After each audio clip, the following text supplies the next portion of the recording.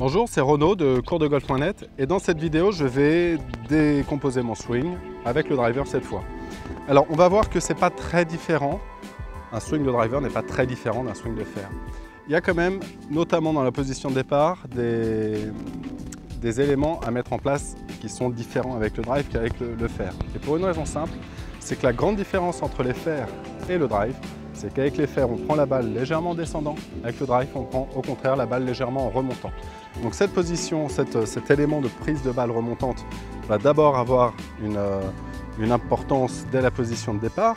Je vais positionner une balle beaucoup plus sur le pied gauche, à l'intérieur du talon gauche. Voilà la grande différence. Et même dans la posture, je vais positionner l'épaule gauche vraiment plus haute que l'épaule droite. On sent que l'épaule droite est bien en dessous.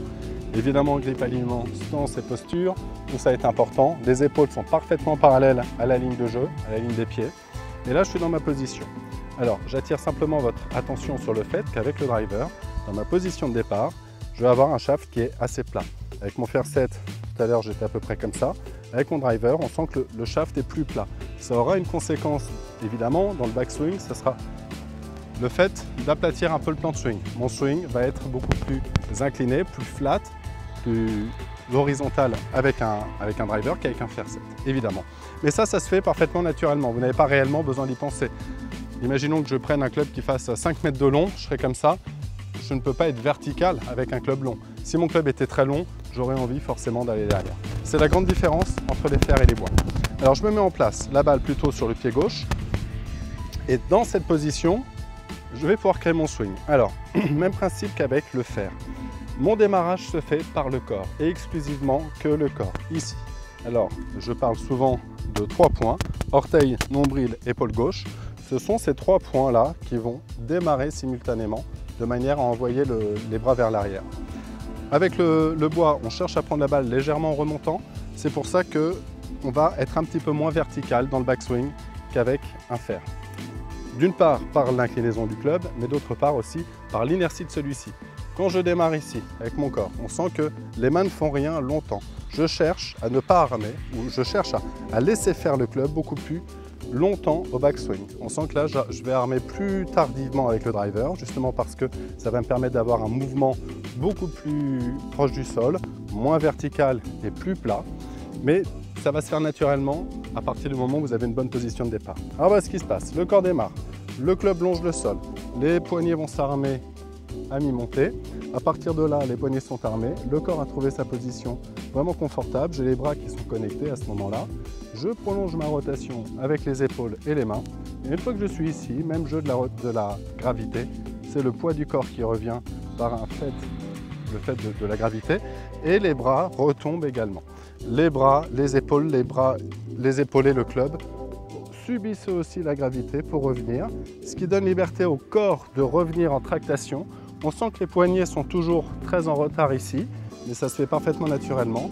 Et la libération du club va se faire tardivement, le plus tardivement possible dans l'idéal. Ici, je libère le club. Voilà la position d'impact. Le club tombe, les poignets ne font rien et vont se libérer vraiment dernière minute ici. Et je me retrouve dans une position très compacte à ce moment-là. On sent que mon bras droit est connecté au corps, on sent que le bas du corps est toujours aussi stable et que là j'ai cette ligne droite qui passe, qui fait bras gauche club au moment de l'impact. C'est une position très solide. Après l'impact, ici, les bras vont pouvoir partir en extension et attirer le corps jusqu'au finish, dans un finish le plus équilibré possible. Alors je vais taper une balle avec le driver, on va voir ce que ça donne.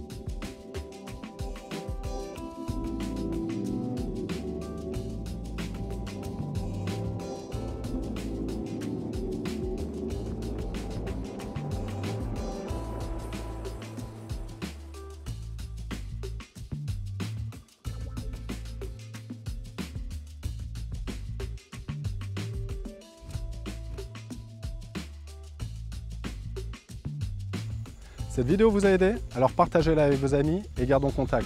Abonnez-vous gratuitement à ma chaîne YouTube et à mon blog coursdegolf.net. Je pourrai ainsi vous envoyer mes prochaines vidéos. Et surtout, n'oubliez pas, le golf c'est encore mieux quand c'est bien joué et votre pro est là pour vous permettre de progresser. Alors allez le voir. Merci de votre attention, je vous dis à bientôt.